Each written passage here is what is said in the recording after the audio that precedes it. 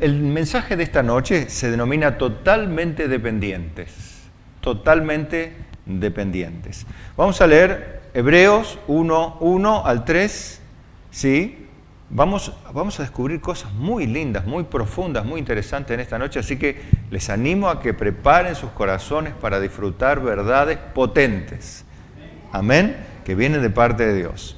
Bien, dice así: Dios, habiendo hablado muchas veces y de muchas maneras en otro tiempo a los padres por los profetas, en los postreros días nos ha hablado por el Hijo, a quien constituyó heredero de todo y por quien asimismo hizo el universo, el cual, siendo el resplandor de su gloria y la imagen misma de su substancia, y quien sustenta todas las cosas con la palabra de su poder, habiendo efectuado la purificación de nuestros pecados, por medio de sí mismo, se sentó a la diestra de la majestad en las alturas. Amén. Qué bello. Hacemos una breve oración. Padre, ilumínanos. Danos libertad emocional, física y espiritual para aprender las cosas profundas y grandes de tu palabra, Señor. Gracias por lo que nos das y nos darás. En ti esperamos, en ti nos apoyamos y no en nosotros mismos. En el nombre de Jesús te lo pedimos y decimos juntos, amén. Gloria a Dios. Alábelo al Señor. Bueno, tomen asiento. Miren qué lindo, ¿no? Después de decirnos de la manera en que Dios se comunicó con la humanidad, primeramente, muchas veces, en otro tiempo, por medio de los profetas.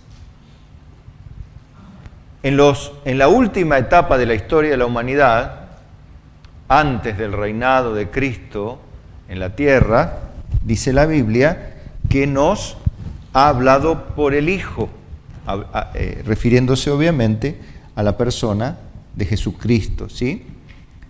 A quien constituyó heredero de todo y por quien asimismo hizo el universo. ¿Por quién hizo? Dios hizo el universo por medio de Cristo. Claro, estamos entendiendo que el Hijo, cuando se refiere al Hijo, se refiere a la segunda persona. Es por medio de Él quien hizo el universo, el cual, siendo el resplandor de su gloria, la imagen misma de su sustancia, o sea, ustedes saben que Dios es,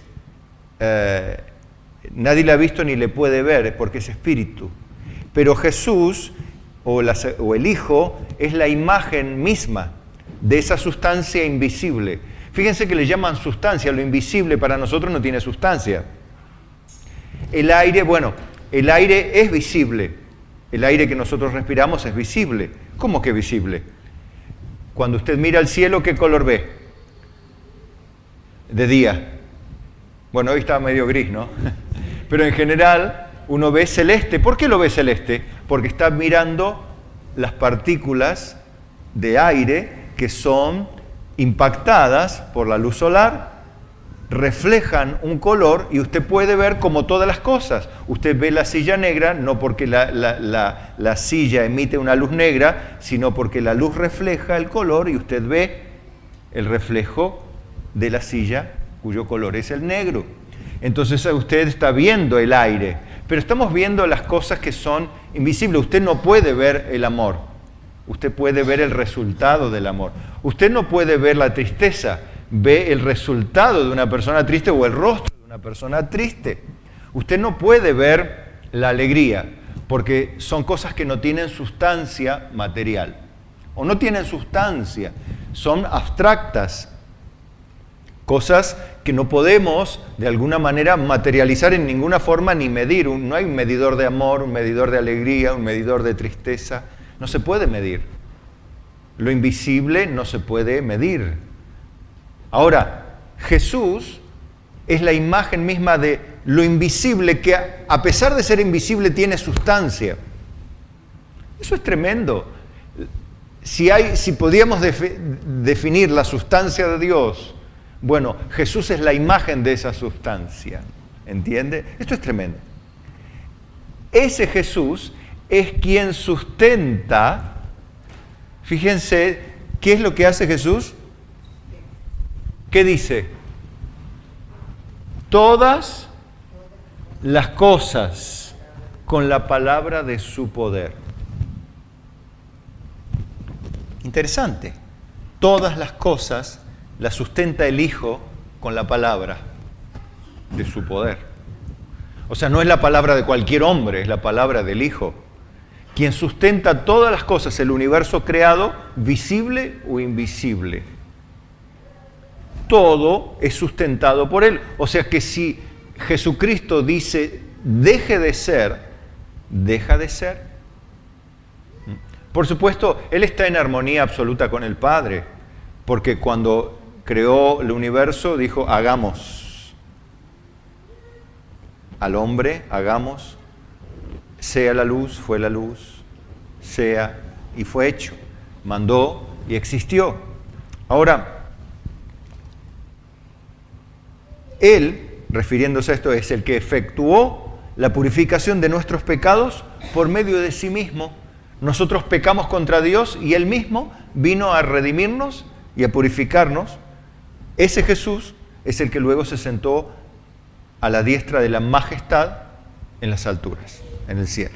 Bien, quiero que vea eso porque Jesús se lo define no como apenas, vieron que ustedes cuando vieron, por ejemplo, en la Semana Santa, Jesús crucificado, un Jesucito con cara de buenito, caminando por ahí que sale de la tumba, un dibujito, vieron que sale así con una tuniquita blanca. Yo veo que eso está muy lejos de ser lo que yo veo en la Escritura, que apenas nuestro lenguaje articulado puede de alguna manera definir. Dios lo ha limitado así, ¿no? Pero por lo menos podemos entender a través de lo escrito que nada tiene que ver ese Jesús con el que vemos allí tradicionalmente o en boca de las personas en general. Nada tiene que ver ese Jesús con este, por Dios. Es el que sustenta todo, no con la mano, no está haciendo fuerza, sino simplemente con la palabra de su poder. Qué tremendo, ¿no? ¿Cuántos tienen ese Cristo? Amén, qué bueno que es ese Dios. Fíjense, hay otra parte muy linda donde vamos a ver que en Cristo, porque por Él fueron hechas todas las cosas y subsisten. En otra parte de la Biblia dice que Cristo es el que hace que subsista todo y sin Él nada puede permanecer. Bien, Colosenses 1:15, que complementa esta idea que estamos teniendo al principio, para que usted sepa quién es Jesús, que no es cualquiera Jesús. Dice, Él es la imagen del Dios invisible, pero también el primogénito de toda la creación. No quiere decir que es el primer hijo hecho o el primer hijo creado. No es eso, ¿eh? Cuando se refiere al primogénito, bueno, pero si dice primogénito es el primer hijo. No, acá el título de primogénito se le da por tener todos los derechos, como tenía el primogénito en la tierra, todos los derechos que el Padre le hace heredar, en ese sentido. Es el que era, el que es y el que ha de venir, pero que también hereda todos los derechos, por eso es primogénito. Ahora, porque en Él fueron creadas todas las cosas, las que hay en los cielos y las que hay en la tierra, visibles o invisibles, sean tronos, sean dominios, sean principados, sean potestades, todo fue creado por medio de Él y para Él. Y Él es antes de todas las cosas, y todas las cosas en Él subsisten. Digan conmigo, subsisten. O sea, se mantienen en existencia simplemente porque son sostenidas por la palabra de su poder. Porque si Jesús no las sostiene, simplemente dejan de existir. Así como Dios, en la persona del Hijo, trajo a la existencia de la nada el todo que vemos, así de la misma manera, si Él retira la palabra de su poder, las cosas que vemos simplemente dejan de existir. Son o subsisten por medio de Él y para Él, ¿sí? Y Él es la cabeza del cuerpo, que es la iglesia, Él que es el principio, el primogénito de entre los muertos, para que en todo tenga preeminencia, por cuanto agradó al Padre que en Él habitase toda plenitud. O sea, para que no diga que en Jesús hay una parte de Dios, sino que Jesús, diga conmigo, es Dios plenamente. ¿Sí? Por eso es que Él puede crear, por eso es que Él es antes de toda la creación, y por eso las cosas en Él subsisten, porque es Dios. A pesar de que es hombre, sí, es hombre. Él tomó naturaleza humana 2000 años atrás, mirando desde nuestro punto de vista en términos temporales. Pero así le agradó a Dios. Y dice el verso 20, y por medio de Él reconciliar consigo todas las cosas, así las que están en la tierra como las que están en los cielos, haciendo la paz mediante la sangre de su cruz. Evidentemente, es Dios mismo el que reconcilia lo que está en el aire, este universo, lo que está en la tierra, lo que vemos, lo que tocamos, todo es reconciliado por la sangre de su cruz. Usted sabe que la creación aún gime esperando la manifestación de los hijos de Dios. ¿Por qué? Porque la creación ha sido maldecida. ¿Cuándo fue maldecida? Cuando el hombre pecó. Ha sido maldecida. Maldita será la tierra. Maldita, vemos que son todas las cosas por causa del pecado del hombre. Pero Dios ha de reconcilió de hecho consigo mismo todas las cosas, las que vemos por los aires, como las que vemos en la tierra. Haciendo la paz mediante la sangre de su cruz. O sea que en Jesucristo vemos que aún las cosas maldecidas vuelven a ser recuperadas para el hombre y para su Dios en este sentido, ¿no? Por medio de Él mismo. Bien, ahora para que usted vea estas facetas, ¿no?, del Hijo, vemos al Dios eterno como dominando soberanamente sobre todas las circunstancias, para que usted vea que el sustento de Dios no es poca cosa, como bueno, si Dios tiene tiempo me va a atender, me va a dar una mano, como si Dios no me la estuviera dando en este momento, como si Dios no estuviera conmigo en este momento, con usted. Dice, bueno, es que yo estoy pasando una gran lucha. ¿Y quién te dijo que Dios no te está sustentando? ¿Quién te dijo o de dónde vino la idea de que Dios no está contigo o que Dios no está permitiendo que te pase lo que te pasa? Para la postre hacernos bien, porque así dice Él, ¿no? En Juan vemos esta escena del Hijo en total indefensión ante todo el pueblo que lo odiaba. Recuerdan que se había juntado Poncio Pilato, Herodes, los judíos y los gentiles, todos contra el ungido de Dios, contra Jesucristo. Bueno, lo vemos en una situación de indefensión aparente, total. Él manifestó que no estaba en esa condición antes. ¿Cuándo? Cuando ustedes recuerdan, él estando todavía en el huerto, venía la turba a buscarlo, ¿no es cierto?, y venían con palos y cosas para matarlo, y cuando vinieron para, capturarlo, ¿sí? Y cuando se acercan todos, buscamos a Jesús. ¿Y dónde está Jesús? Y él dice, yo soy. Y cuando él dice, yo soy, toda esa multitud cae a tierra. Eso habla, se manifestó la plenitud de la deidad en ese momento, nadie puede quedar en pie. Y apenas dijo yo soy, los podría haber fulminado en un instante. Pero no lo hizo porque él tenía un plan. Aparte, También cuando hablaba con Pilato, Jesús cuando ya estaba, ya lo habían golpeado, ya lo habían en parte juzgado,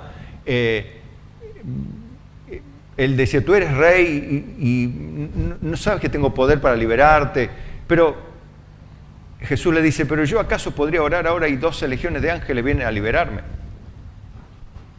Enviaría al Padre 12 legiones de ángeles y acaban con todo, no queda pero ni humo. Pero eso es lo que habla del dominio del Señor, aún en las peores circunstancias que Él mismo preparó para pasar, para que fuésemos nosotros rescatados de nuestros propios pecados. Fíjense que dice en 19:10, dice, entonces le dijo Pilato, ¿a mí no me hablas? ¿No sabes que tengo autoridad para crucificarte y tengo autoridad para soltarte? Jesús mucho en silencio permanecía, ¿no? Pero en algún momento como este le dice, en el verso 11, ninguna autoridad tendrías contra mí si no te fuese dada de arriba. Por tanto, el que a ti me ha entregado, mayor pecado tiene. O sea, ninguna autoridad tendrías contra mí si no te fuese dada de arriba. Fíjese la escena, Jesús en indefensión total, Pilato esgrimiendo la autoridad para soltarlo o para matarlo, y Jesús tranquila y serenamente le dice, no tendrías ningún poder sobre mí si no te fuese dado desde el cielo. O sea, que hay un poder otorgado para hacer daño, no para hacer daño, sí, para hacer daño en definitiva, al mismo Hijo dado por el Padre. O sea, usted vea cómo Dios domina las circunstancias. Vamos a ver a más frases que hablan de esto, ¿no? En Mateo 10:29 dice, ¿no se venden 2 pajarillos por un cuarto? Con todo, ni uno de ellos cae a tierra sin vuestro Padre, pues aún vuestros cabellos están todos contados. El cabello se cae, bueno, pero Dios lo sabe. Los pajarillos podrían caer a tierra, pero no caen a tierra si Dios no lo permite. Jesús podría ser liberado o matado. Dios el Padre quiso que sea matado. Era necesario que sea matado. Pero el poder fue dado de arriba. No era que Pilato estaba en libertad de hacer lo que le dé la gana. Estaba simplemente cumpliendo la soberana voluntad de Dios. Sin darse cuenta, por supuesto, pero estaba cumpliendo la soberana voluntad de Dios. Fíjese cuando Isaías habla, o sea, de parte de Dios, ¿no? Donde Dios nombra al rey Ciro, el rey que todavía no había nacido, que sería el que conocería Daniel, ya después de terminada prácticamente el exilio de los 70 años, se está ubicando cuando Isaías está hablando 600 años antes de Cristo, más o menos.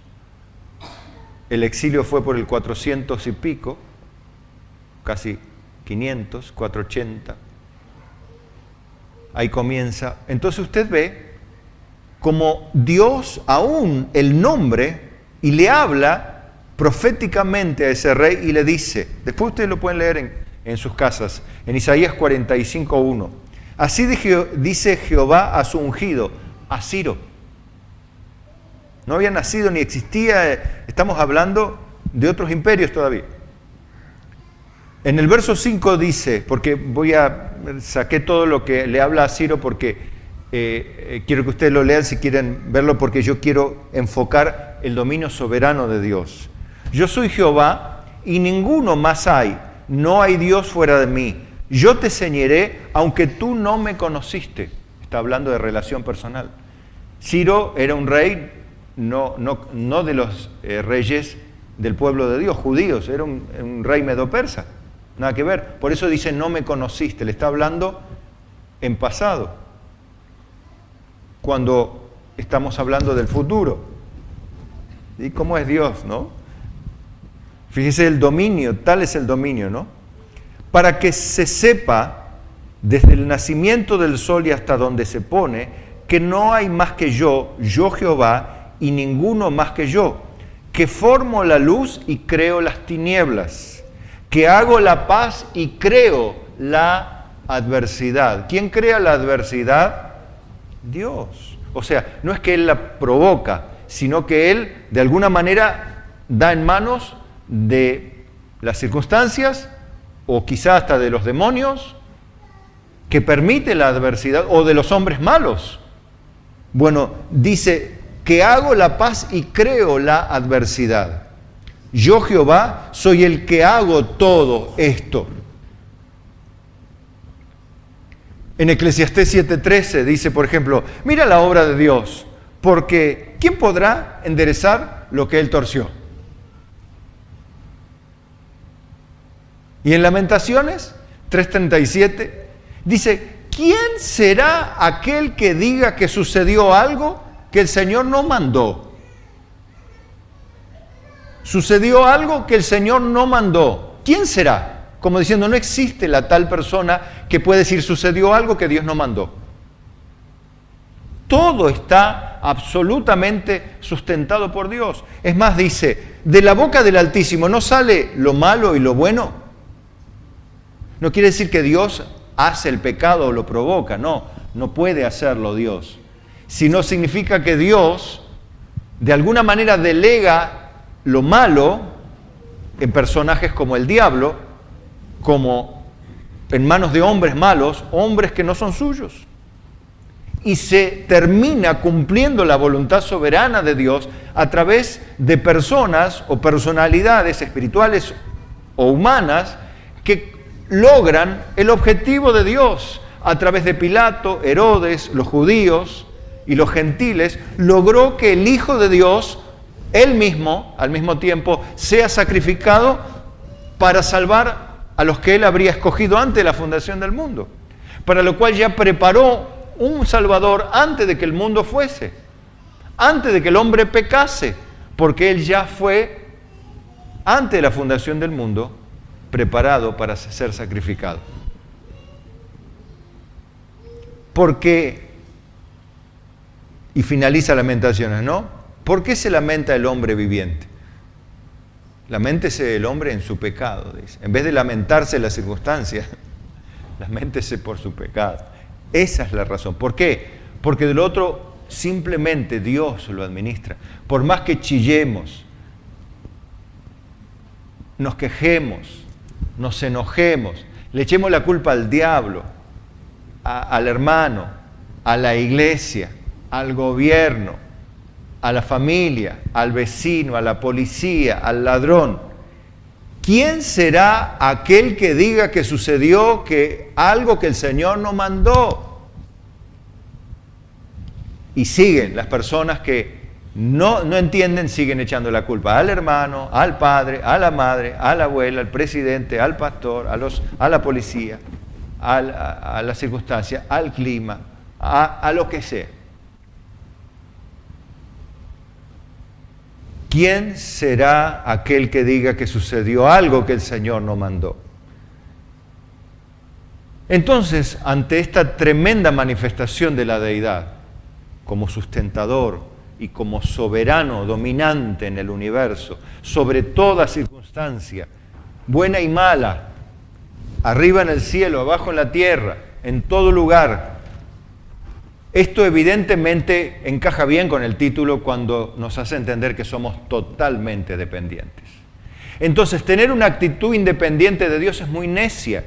Obviamente, mucha gente tiene actitud independiente de Dios, no lo sirve, no lo adora, no cumple el llamamiento con el cual fue llamado, o porque no es cristiano, o porque no está entendiendo que es una persona totalmente dependiente y está viviendo un cristianismo, si es cristiano verdaderamente, independiente de Dios.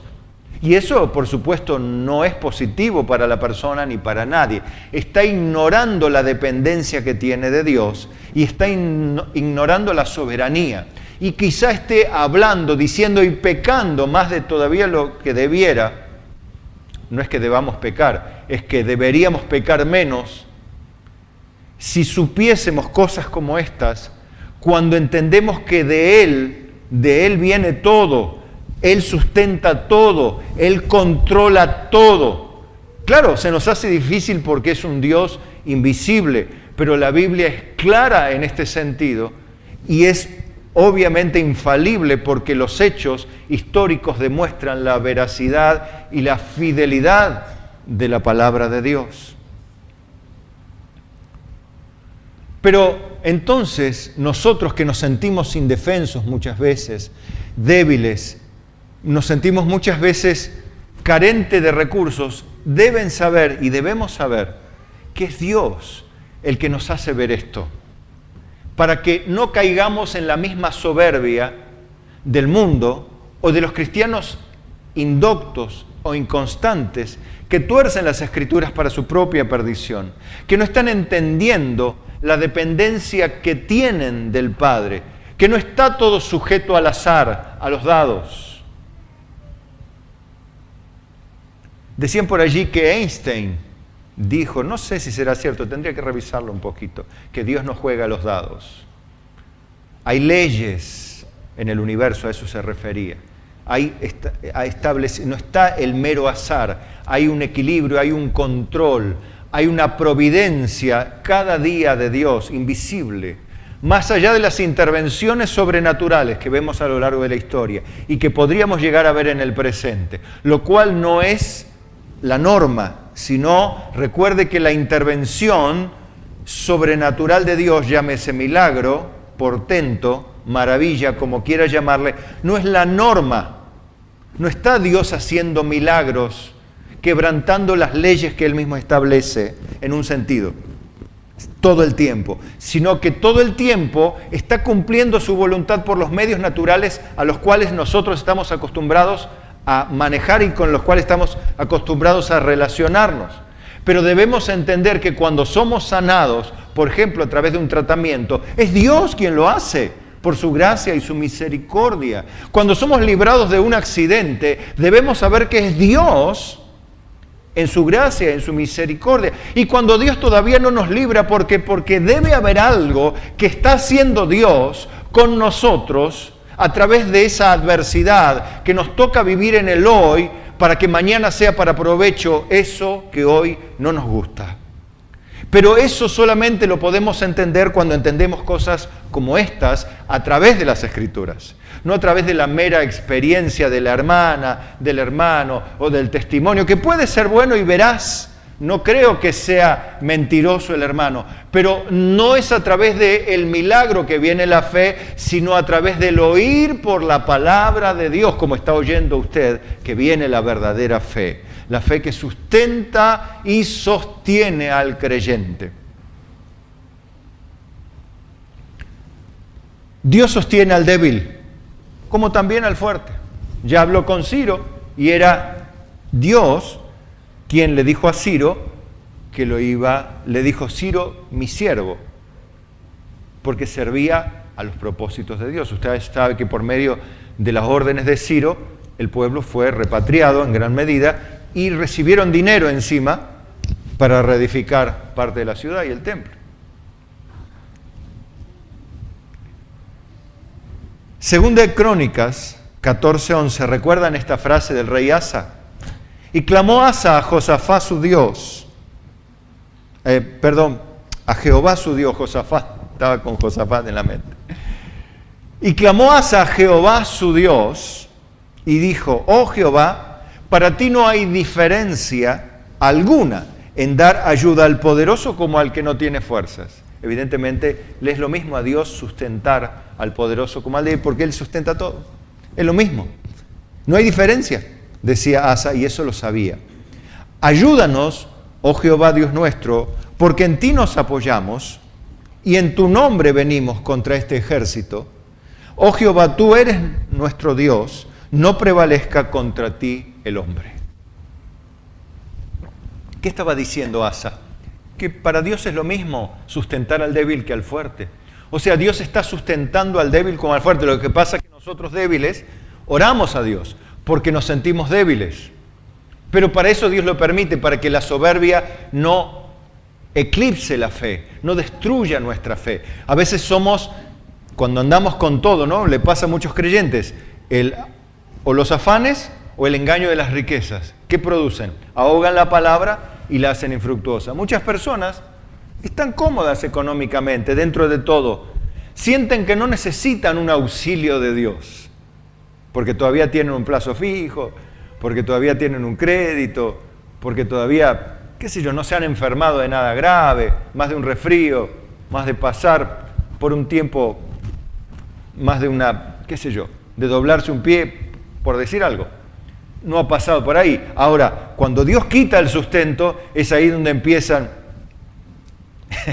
los gritos, ¿no? Y los desesperados, ¿por qué, Señor? ¿Por qué, Señor? Claro, porque si no la soberbia inundaría nuestro corazón, siendo creyente y todo.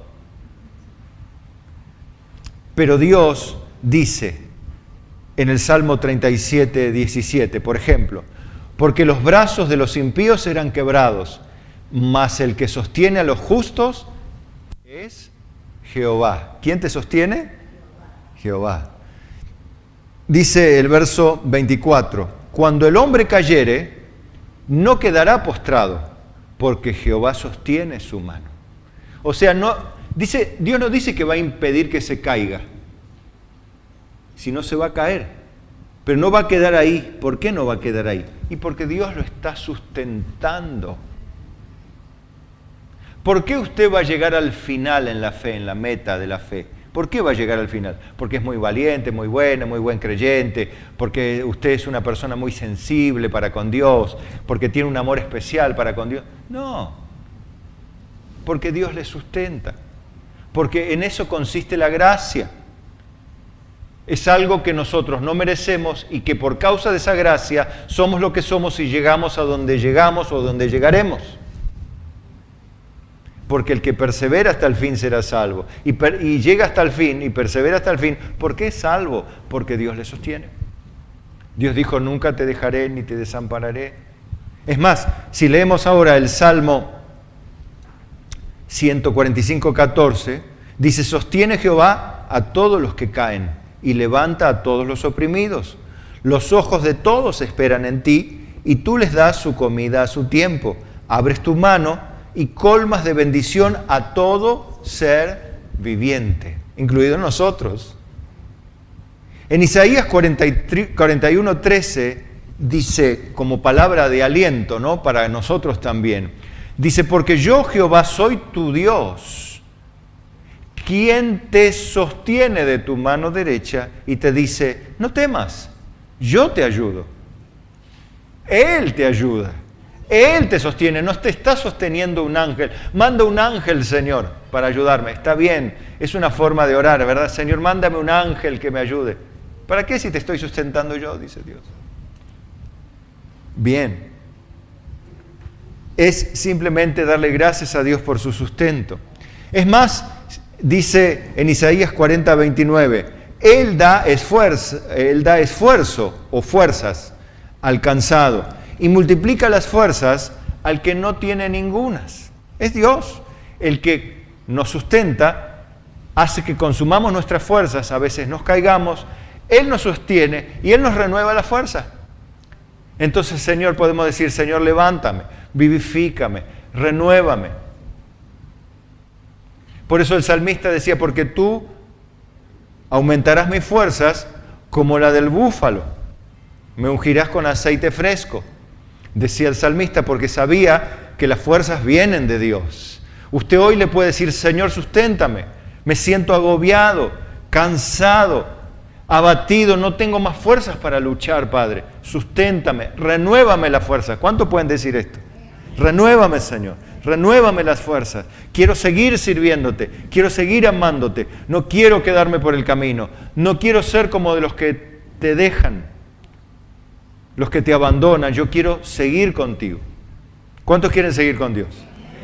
Mire a su lado, no ahora, no físicamente, socialmente a su lado, y ve los muchos que estaban en el camino del Señor y que hoy no están.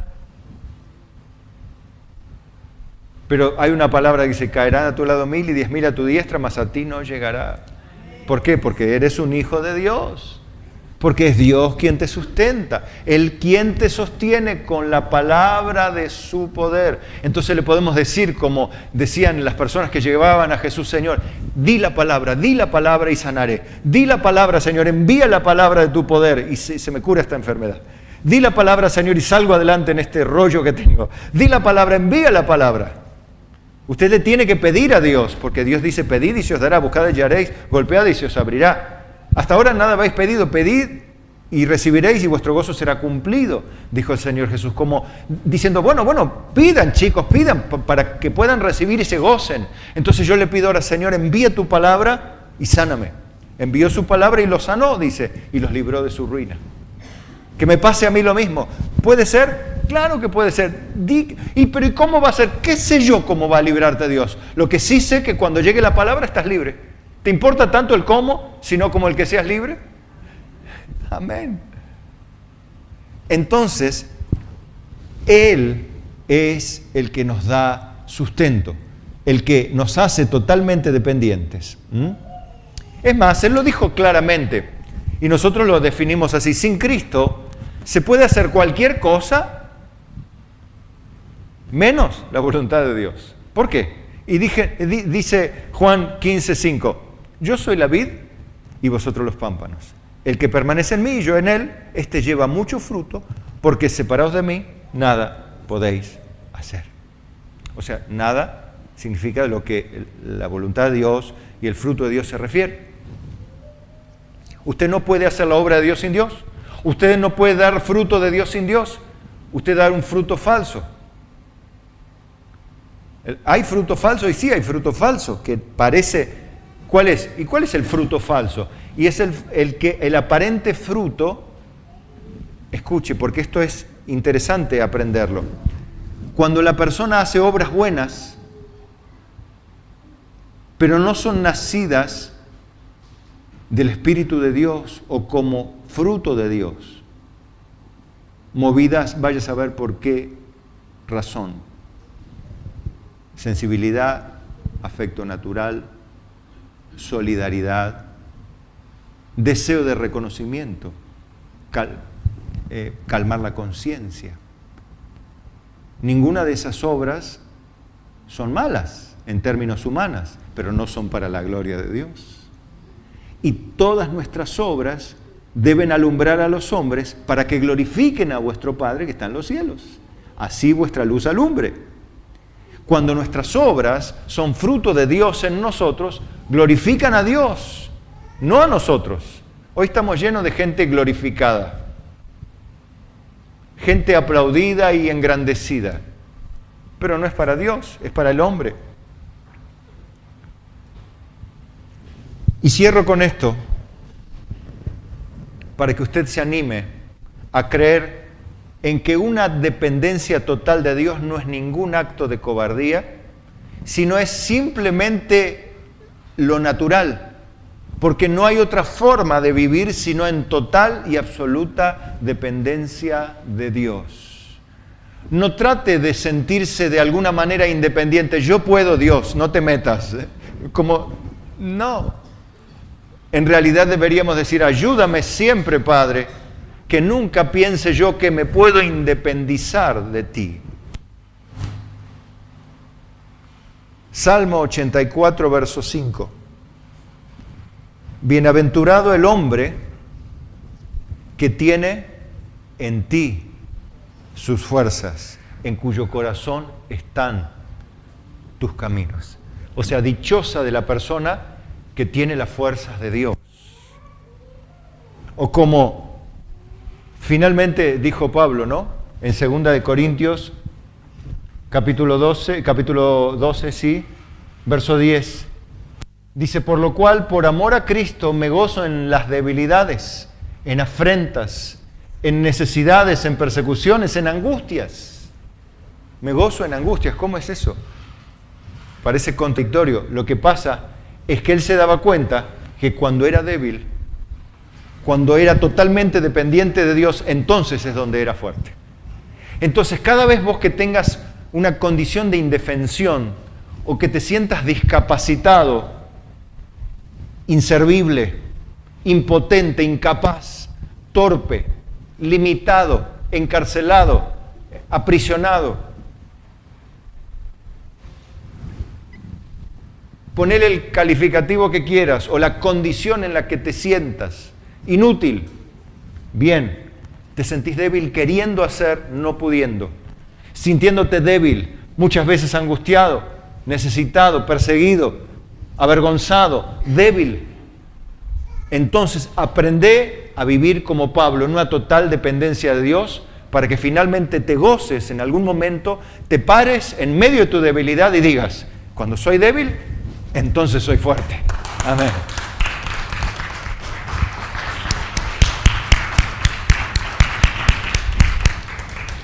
Vamos a hacer una oración, ¿sí?